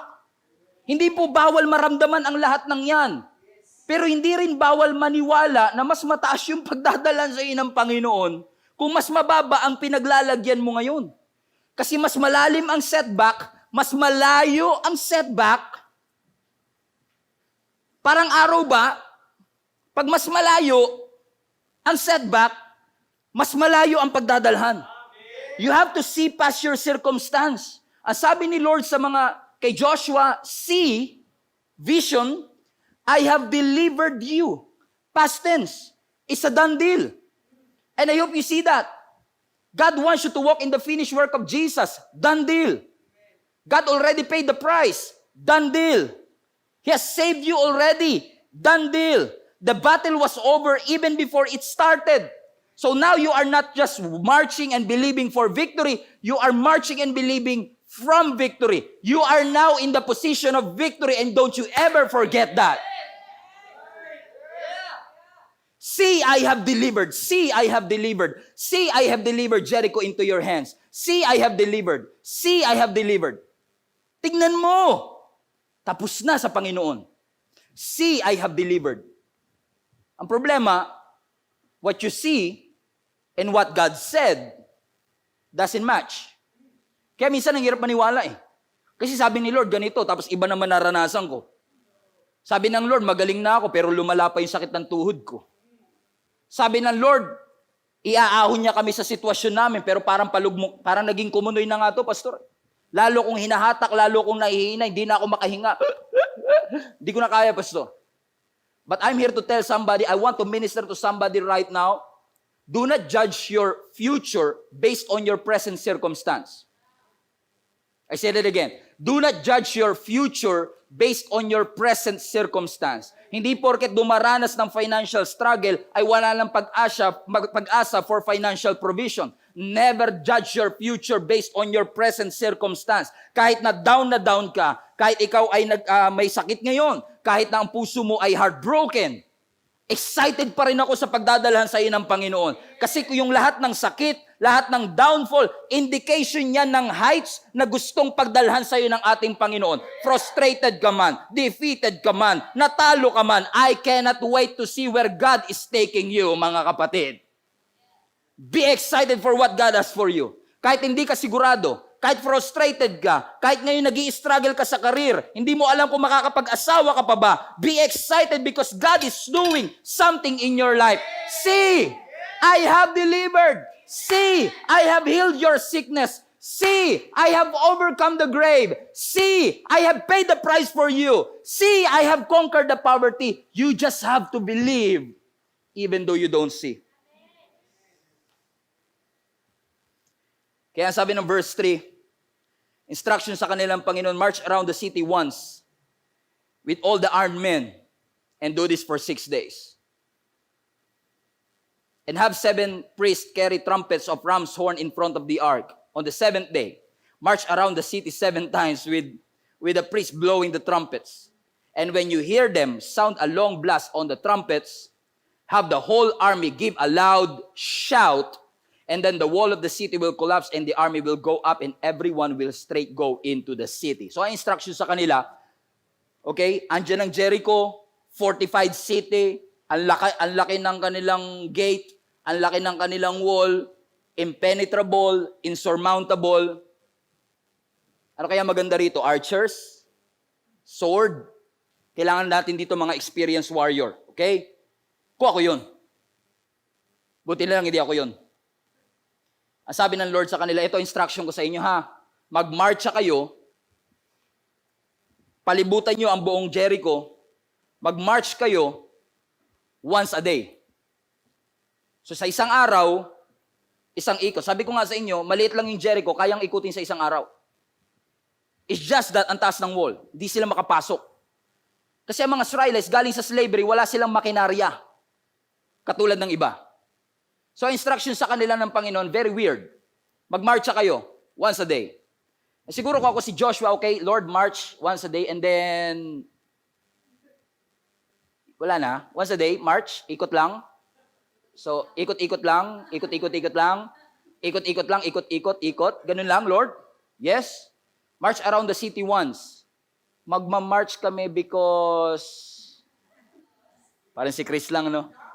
Magmamarch kami because, sure ka, Lord, march around the city. Sabi ng Lord, once a day, pero pagdating ng 7th day, you have to circle it 7 times. So sa 7th day, 7 times, once a day for 6 days, a total of 13 laps. 13. There you go, our title. 13 laps. For 13 times, iikot kayo, and you are not sure what's gonna happen. Kasi nga kung ako yung tatanungin ko, anong sunod, Lord? Iikot kami, tapos handa na namin yung sword. Hasain na namin, tapos kinisin na namin yung armor namin, ganun ba? Kasi aatakihin na ba namin? Susugod ba kami? Tatambakan ba namin yung ditch?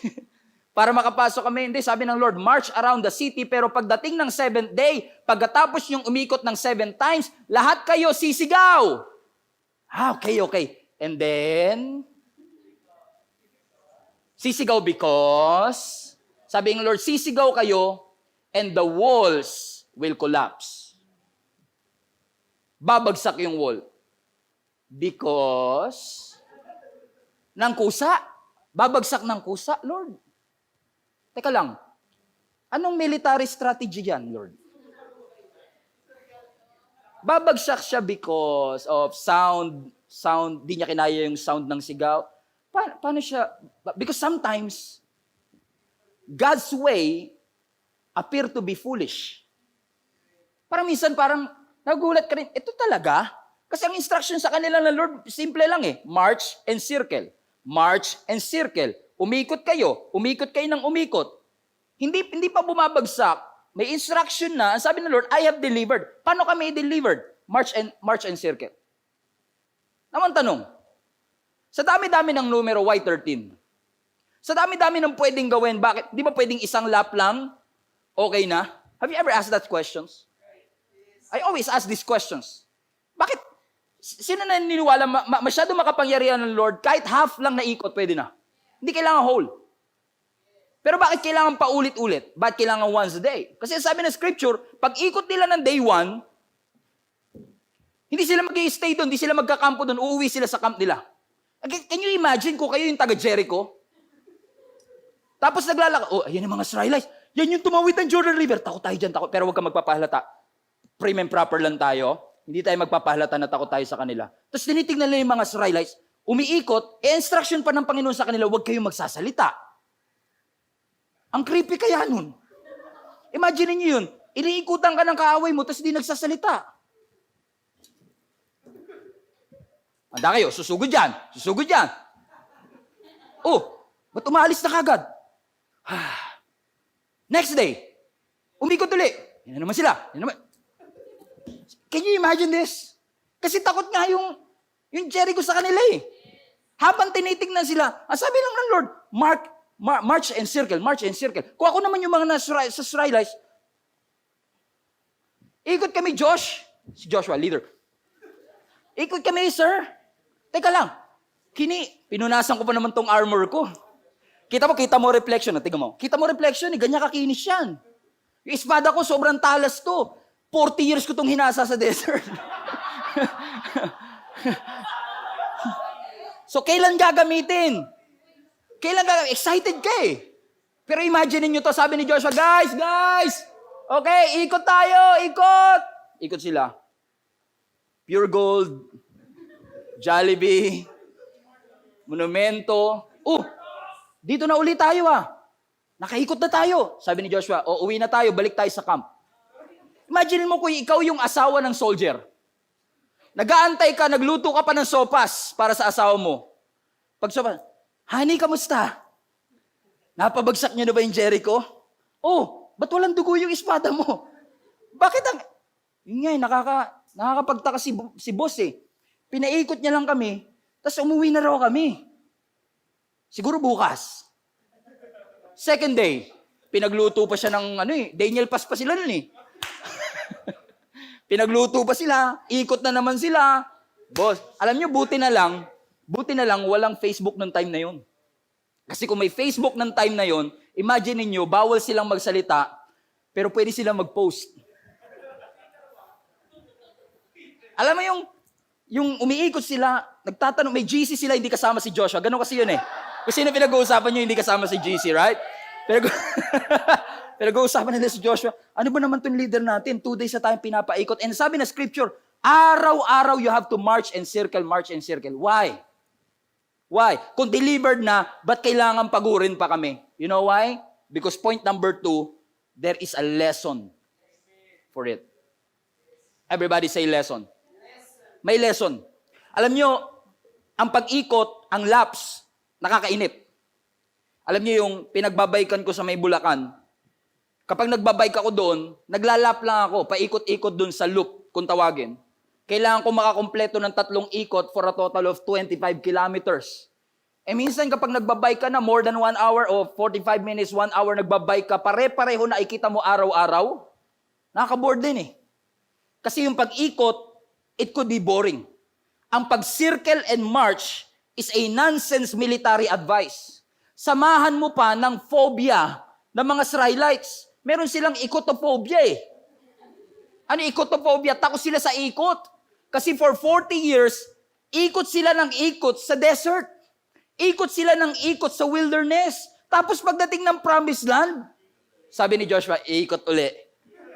May ikotophobia na kami. Ano ba ma-accomplish ng pag-ikot namin? Mamamagalang yung paa namin. Kasi minsan mga kapatid, pag may instruction talaga ang Panginoon, kung sa anong path ka dadalhin, anong route ka dadalhin, ano man ang instruction, madalas yun ay lihis sa iyong kagustuhan. Lihis sa iyong comfort zone. Ang gusto ko lumaban, ang gusto ko makipagpatayan. Ang sabi ng Lord, umikot ka lang at huwag ka magsasalita. Shut up. Parang si Jonah, no? Pinapapunta ng Ninive, gusto pumunta ng Tarshish. Madalas tayo, pinapag-give up, kayo pa rin hanggang ngayon. Kasi madalas, wow, grabe. What a katahimikan.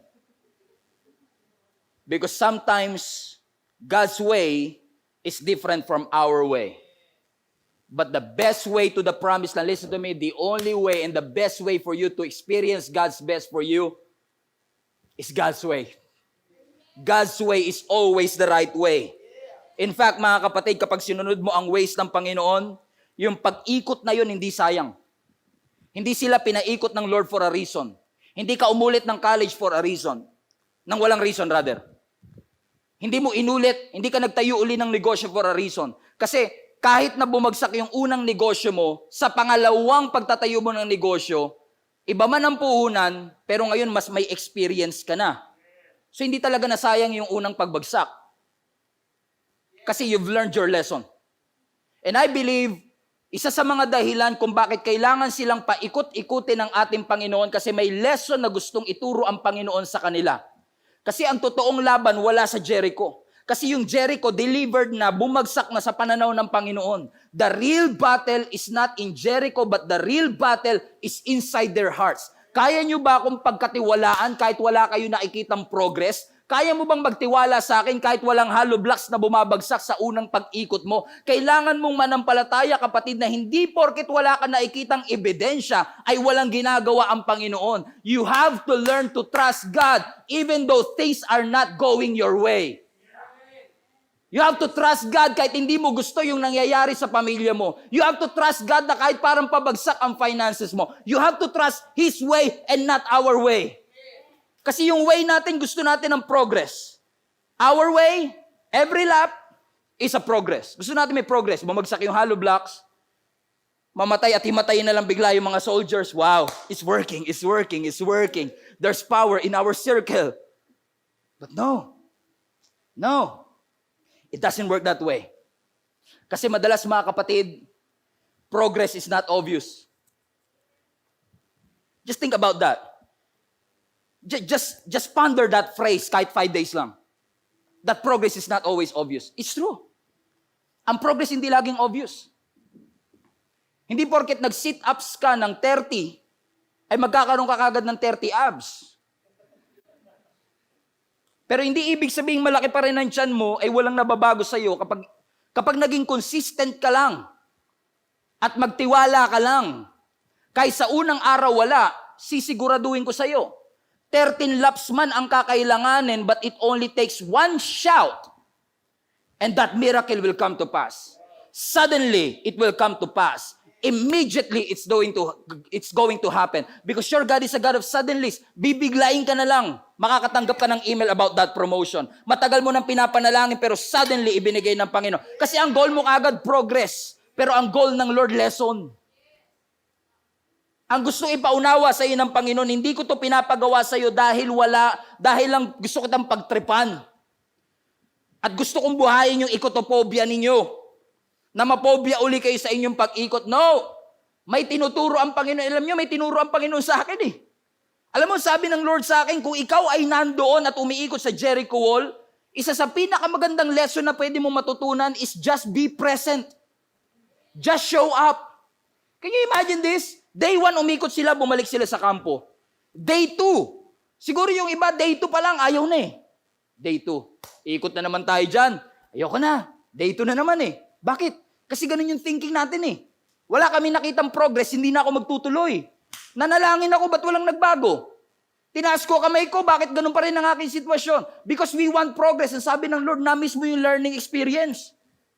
Kasi masyado ka excited sa breakthrough. Hindi mo nakita yung tinuturo ng Panginoon sa iyo.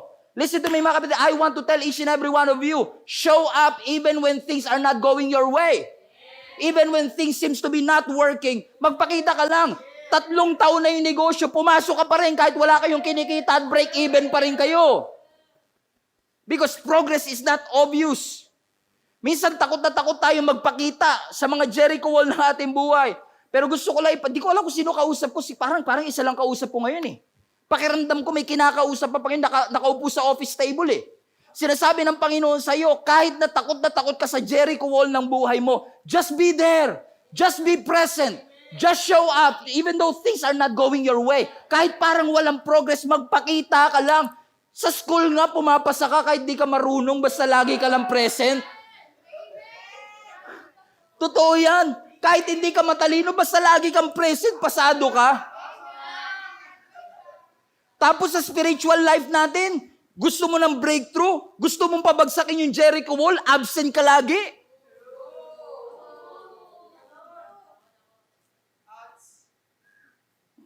I'm always puzzled. Buti pa nga yung iba, sa sobrang desperado nila sa miracle, lumuluhod pa. Mula tugatog hanggang baklaran. Pero tayo minsan, sabi lang ng Lord, keep praying. Pastor, nakaka 14 days na tayo ng Daniel fast, wala pa ring breakthrough. Hindi na ako magpapakita sa Wednesday. Sa ating last prayer night rally for this fasting. Kahit wala pang breakthrough, show up. Be present. Be there. Kapag pinapaikot ka ng Lord sa Jericho wall mo, hindi cruel ang Diyos. Na kung ano kinakatakutan mo, yun papapalapitan sa iyo. May rason ang Diyos kung bakit niya inaalaw na gawin mo yun. Kapag ikaw ay ang hirap kasi ng paikot-ikot, mas maganda pa nga yung isang diretso na lang eh. At least alam mo, pag malapit, doon ka maghahanda. Pero yung araw-araw kang umiikot, ibig sabihin, kahit saan ka tumingin. Nararanasan niyo yun madalas? Kahit anong iwas mo, parang nasa peripheral vision mo siya, kahit saang angle ka, nandito siya sa lagi mo siyang kita eh.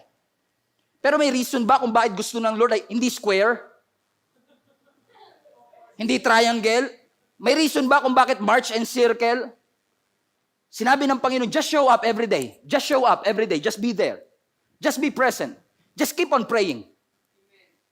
So kahit hindi, pagka-amen mo, wala ka agad sagot, just keep praying. Pagtaas mo ng kamay, wala pa rin sagot, magpuri ka pa rin. Huwag kang susuko. Just keep praying. Just keep on believing. Just keep on reading the word. Just keep on praying. Kahit wala, just show up. Lord, nahihirapan ako eh. Natatakot ako. Ang laki, parang intimidated tayo sa Jericho wall. Pag Monday presentation mo sa kumpanya, naku, Monday reporting na naman, ayokong pumasok. Boss, may sakit ako. Boss, wala kaming internet. Dami natin excuses because we are afraid to show up. Pero there is a reason why God wants you to show up and be present. Kasi every time you are present, when you circle, it's always there. But you are not showing up. You are not present to see the enemy. You are there to show your enemy that you're there. Hindi pinapapuntahan ng Lord sa iyo yung battlefield para makita mo kung gaano kalaki ang kaaway mo, kundi para makita ng kaaway mo kung gaano ka persistent, gaano kalaki ang pananampalataya mo na yung Diyos na pinaglilingkuran ko ay higit na mas malaki, mas mataas sa iyo. Kahit na pagkatapos ng amen ko walang nagbago, kahit pagkatapos ng worship ko walang nagbago, I will show up, I will be present even when things are not changing. I will be present even when things are not going my way. I will keep on praying. I will keep on reading. I will keep on attending. Kahit gutom na gutom ako, itutuloy ko to hanggang 21 days because I know I'm not just wasting my time. I am bringing the walls down. Let's bring the walls down. Let's bring that bondage and that stronghold. Pabagsakin natin, mga kapatid. Kasi alam ko, mga kapatid, wala magagawa yung intimidation, wala magagawa yung fear. Kaya tayo natatakot sa wall natin kasi lagi tayong nakatingin sa Kanya. Ang suggestion ko sa inyo, kapag umiikot kayo sa mga wall ng buhay ninyo, huwag niyong kakaligtaan yung weapon ninyo. Na imbis na nakatingin ka sa wall mo, dito ka tumingin. You don't focus on the wall, you focus on the Word. You focus on the Word. Let the weak say, I am strong. Let the poor say, I am rich. No. God will make a way where there seems to be no way. God did not give me a spirit of fear. Always focus on the Word, not on the wall. May lesson ang Lord kung bakit pinapaikutan ito sa iyo. Hindi cruel ang Diyos, hindi masama ang Diyos para takutin ka dito. In fact, sabi pa nga ng Panginoon, pag umikot ka, kailangan tahimik ka lang. Shh. Shut up. Kasi alam ng Lord, pag hindi tayo tumikom ang bibig, Mas marami pang reklamo kaysa paniniwala. Mas marami pang reklamo kaysa praising.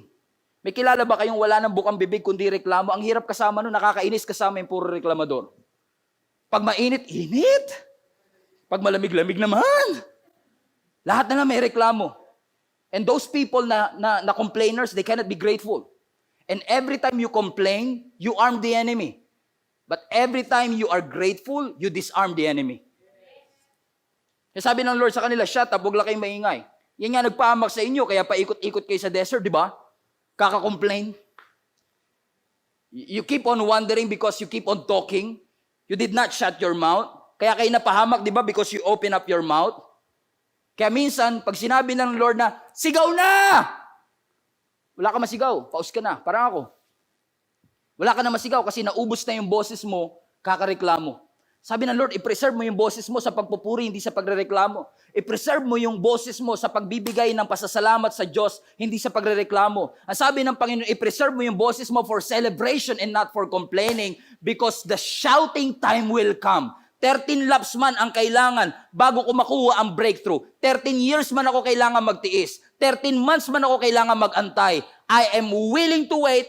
I am willing to trust. I am willing to believe kasi ang alam ko, yung Diyos ko ay mas malaki, ang Diyos ko ay mas makapangyarihan, at may lesson ang Diyos kung bakit inaalaw niya na mangyari ito. Ang sabi ng scripture, mga kapatid, I'm excited for this. Ang sabi ng scripture, on the 7th day, hallelujah. Yan ang problema, mga kapatid, maaaring hindi natin ma-experience ang miracle kasi hindi tayo makapag-atay ng 7 days. 5 days pa lang, sumuko ka na. Day 14 na, susuko ka pa. Kaping-kape na ako, pastor. Ice cream na ako, pastor. Keep on believing. God will give you the strength and the power to get through and overcome these cravings that you have right now. Gutom, hallelujah. Puro saging lang kinain natin buong araw. Pero what I'm trying to say is this, mga kapatid. On the 7th day, ang sabi ng scripture, sinabi ni Joshua sa mga Israelites, now is the time. Shout! Shout! Shout! Di ko alam kung paano kayo sisigaw sa chat. Sabi, shout! As many exclamation point as possible. Shout! And I believe they shout. Sabi, 6 days kami hindi nagsalita, boss. Wait lang. Sabi, shout! And they shout, probably, as loud as they can. Sabi na scripture, the moment they shout, the walls collapse. Finally, it paid off. Finally, it makes sense. Nangyayari ba sa buhay niyo yun, mga kapatid? 13 years yung inantay, nung na-receive niyo na after 13 years, whoa, now I get it. Now it makes sense. May reason pala ang Panginoon ko bakit kailangan ko i-preserve. Bakit kailangan ko magtiis. Bakit ko kailangan maghirap.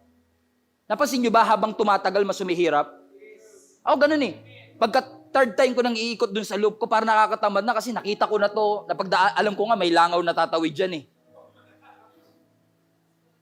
Mas mahirap kasi pag mas matagal. Umakyat ka ng hagdan, mas mataas, mas mahirap. Unang floor, ganado ka pa. Second floor, motivated ka pa. Third floor, pinagpapawisan ka na. Fourth floor, humihingi ka na ng tulong. Fifth floor, sini-CPR ka na. Pahirap ng pahirap habang tumataas. Pero mas mahirap, ibig sabihin mas malapit ka na. Keep on walking. Keep on believing. Huwag mo i-reject yung word ngayon. Narinig ko na yan, pastor. No. Kaya ipinaparinig uli sa iyo ng Panginoon kasi ayaw mong gawin. Keep on believing and keep on walking and keep on praying. Kahit hindi nagbabago ang anak, manalangin ka pa din. 5 years na ako dito sa posisyon, hindi ako ma-promote. Hindi ito makakapigil sa atin para manalangin pa rin. Kasi something happens when you believe. Something happens when you shout. Something happens when you pray. Something happens when you read the word. Something happens when you shout unto God with a voice of triumph. May nangyayari, kapatid, when you can sing in the middle of the storm. May nangyayari kapag ka umagang-umaga dinideclare mo, this is the day that the Lord has made. I will rejoice and be glad in it. May nangyayari kapag kinukote mo, I will bless the Lord at all times. Emphasize on all times. At all times, and His praise shall continually be in my mouth. Every time you confess, He is my healer. Something happens when you raise your hands. Something happens when you leave your job or your work or your dishes at nagpupuri. Something happens when you shout. Something happens when you believe. Something happens when you believe that God can turn your mourning into dancing. That is not a wasted 13 laps. Because every lap, walang nagbago. Day 2, walang nagbago. Day 3, walang nagbago. Teka lang, hold on. Asterisk, lagyan natin asterisk.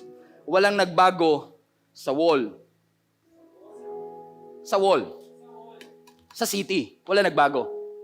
Pero hindi ibig sabihin walang nagbago sa'yo. Alam mo, bago mag-start yung service, may utang ka, di ba? Bago mag-start yung service, iniwan mo yung hinuhugasan mo. After ng service, nandun pa rin yun, hindi maghuhugas mag-isa yun. Right? Kung may labahin kang iniwan dahil sa service na ito, hindi maglalaba mag-isa yun. After ng service, labahin pa rin yun.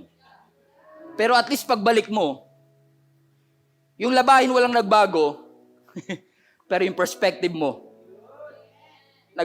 kaya wag mong iintuan yung pag-show up sa Sunday online worship. Kasi pagkatapos ng Sunday online worship, may problema ka pa din sa pamilya. Pero at least pagbalik mo at kaharap mo na sila, wala man nagbago sa pamilya, pero may nagbago sa'yo. Hindi nagbago yung bank account mo, tinignan mo, di nadagdagan na. Pero nagbago yung perspective mo, Jehovah Jireh. My God shall supply all my needs according to His riches. So, hindi na sayang yung pag-ikot mo, hindi na sayang yung pagsigaw mo. Kasi 13 laps, it may take 13 years, it may take 13 months, but it only takes one shout, one moment, one suddenly, one immediately, para maranasan mo ang pinaparanas ng Panginoon sa iyo. Mahilig ako manood ng PBA live before. San Miguel fan ako eh. Kung Hinebra kayo, this is not the church for... Joke lang. You're welcome, everybody. Kahit na ano ka, Shell, welcome. I'm just kidding. Wala na ba Shell? Tagal ko na, NBA na tayo ngayon. Naalala ko pagka nagtatrabaho ako at may laban yung San Miguel, tas ang kalaban niya, Hinebra, rivalry yan eh. Rivalry, panahon nila Asaytono pa, grabe. Lamon Strotters, you remember that? Talagang sisikapin ko na mag-undertime sa trabaho, para maabutan yung live. Kasi pag Hinebra kalaban, puno agad yung upuan. Ang dami kasing pansan San Miguel eh. Pero alam mo, na-realize ko mga kapatid, pag-iisipin ko, nga naman mag-undertime ako, hindi naman babayaran ng San Miguel yun. Pamasahe ko sa MRT, sa Cubao ako bababa, mula Ortigas, sa work ko before, papunta dun sa Cubao, mag-MRT ako, lalakarin ko pa yun mula dun sa opisina namin papuntang hindi naman ako binabayaran ng San Miguel dun. Kahit nga pa kalendaryo, wala eh. T-shirt, wala rin. Ako mamamasahe. Pagdating ko dun sa Araneta Coliseum, hindi naman ako naririnig sa TV, pero ako pa malakas boses. Nagtatrash talk pa ako nun. Buti na lang, Yeah! Yeah! Sigaw ka ng sigaw. Tapos ang ending, talo kayo. Napaus na ako, talo pa kami. Nawala na ako ng pera, talo pa kami. Namasahe na nga ako, talo pa kami. Biruin mo to gumagastos ako sa isang team na walang kasiguraduhang manalo. Nagsasakripisyo ako para sa isang team na walang kasiguraduhang manalo. Nag-undertime ako para sa isang team na walang kasiguraduhang manalo. Pero pagdating sa Diyos, hindi ako makasigaw. Kung kaya ko ngang sigawan yung team na hindi naman ako kilala, at kaya kong mapaos para sa kanila, kung kaya kong sigawan yung team na walang kasiguraduhang manalo, sana mas kaya nating sigawan ang Panginoon. Because we are on a winning side. Kakampi natin ang ating Panginoon. Na ang sabi ng Lord, shout unto God with a voice of triumph. Isigaw mo. Iiyak mo. Ipanalangin mo. Huwag kang ma-intimidate, huwag kang matakot. Hindi sayang ang investment. Hindi sayang ang internet data. Hindi sayang ang aming kuryente. Kasi every time I show up, Every time I am present, I am investing in my miracle. I am investing in my breakthrough. I am investing in my answered prayer. Huwag kang matakot na mag-invest, kapatid. Sumigaw, magpuri, itaas ang kamay sa ating Panginoon. Kasi hindi wasted season ang waiting season kapag ibinibigay mo at inaalay mo sa ating Panginoon. I don't know who is this for. But it only takes one shout, one sacrifice for the suddenly to come. Ang sabi ng scripture sa last part, verse 27, bumagsak ang wall, nanalo sila. Ang sabi ng scripture, so the Lord was with Joshua, and his fame spread throughout the land. Parang wildfire. Kumalat yung patungkol kay Joshua. Dahil may vision, nakuha niya yung lesson, God gave him a reputation. That's point number 3. Si Joshua nakilala bilang baguhang leader. Si Joshua nakilala bilang batang leader. Ngayon, alam nila, uy, si Josh yan. Naalala ko yan. Umikot sa Jericho Wall. Hindi sila nagsalita. Hindi gumamit ng espada. Pero natalo nila yung Jericho. Huwag mong papasigawin yan. Kasi kapag sumisigaw yan si Joshua, meron siyang reputation. Nakakampi niya ang Panginoon. Meron siyang reputation na kahit wala akong lakas, ang Diyos ko ang may lakas. Meron siyang reputation na anumang kanyang pinapaniwalaan sa tulong at habag ng Panginoon, sa grace ng Panginoon, it shall come to pass. Mga kapatid, here I am, telling each and every one of you, keep on believing. Darating ang panahon that you will have the reputation in your neighborhood, that you will have a reputation in your family. Huwag mong kakantiin yan si Elise. Huwag mong kakantiin yan si Robin. Pag nanalangin yan, sinasagot yan. Huwag mong kakantiin yan si Kenneth kasi pag nag-fasting yan, may break. You will have that reputation kasi naniwala ka. Si Gideon, mayroon siyang reputation, 300 soldier, tinalo ang 3,000 soldier. Si Daniel may reputation na natulog kasama ang leon. They have that reputation. Just keep on believing. Kasi ayokong ang kumalat na chismis. Si Aileen, sumuko yan. Nanghina yan. 1 year na lang. Sumuko pa. Isang araw na lang. Nakuha niya na sana. Kaso sumuko eh. I don't want you to have that reputation. A reputation of unbelief.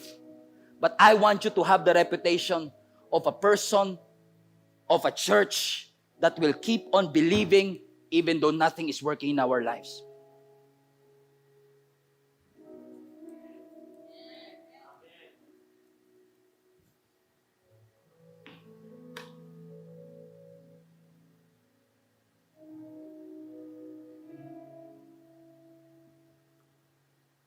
Just digest on that for a moment. Thank you, Jesus. So, day 5 ka na. What if day 5 na? Ngayon ka pa ba susuko? Mas masakit yung day 6 na. Day 6 and a half. Ngayon ka pa ba susuko? God has been present to you then. What makes you think that He will not be present to you now? Dati nung niluhod mo sa Panginoon, dininig. Ngayon nagdududa ka? If God did it to you then, what makes you think that God will not do it to you now? Iba mang sitwasyon, iba mang problema, pero parehong Diyos yung pinapaniwalaan natin. Bakit? Ang pagkakakilala mo lang ba kay Lord is a provider? Kaya din niya mag-protect. Kaya din niya mag-deliver. Pastor, dati kasi yung ginawa naman ni Lord, yung nakalampas kami sa financial struggle, ngayon may sakit eh. Bakit? Ang pagkakilala mo lang kay Lord, provider? Hindi ba siya Jehovah Rapha? Na Diyos na nagpapagaling? I want you mga kapatid to desire and dream and pray to God and say, Lord, I don't understand kung bakit sa dami-dami ng magulang, ako talaga binigyan mo ng ganitong anak. I don't understand kung bakit sa dami-dami ng pwedeng ma-promote, yung kaaway ko pa. Hindi ko maintindihan, Lord. Naging mabait naman kami. Bakit abusive ang tatay ko? Sinunod naman kita. Sabi ng Panginoon sa iyo, march and circle. March, circle, and shout. March, circle, and shout. You are on a winning side. I want you to shout against poverty. I want you to shout against corruption. I want you to shout against lies. I want you to shout against deception. Sumigaw ka ng pagtutol sa lahat ng ginagawa ng kaaway sa pamilya mo. Tutulan mo ang cheating, tutulan mo ang pain, tutulan mo ang suffering, tutulan mo ang discouragement. Gamitin mo ang boses mo to believe. Restoration, forgiveness, healing. That's what I want, Lord. That's all I need. That's what I believe in to, Lord. Give it to me, God. Ibigay niyo po ito sa akin. Be desperate to God and keep on believing. Keep on walking and keep on marching until God shows up. So you show up until God shows up. You show up until God shows up. Huwag kang absent. Huwag kang mawawala. Huwag ka makakamiss. Keep on showing up until your God will show up. And this is what I know. This is what I know. If God shows up, everything will change. Miracle happens when God shows up. Fear will disappear when God shows up. Everything is possible when God shows up. So right where you are, I want you to shout. I want you to pray. And say, Lord, show up in my situation. Lord, show up in my finances. Lord, show up in my career. Lord, show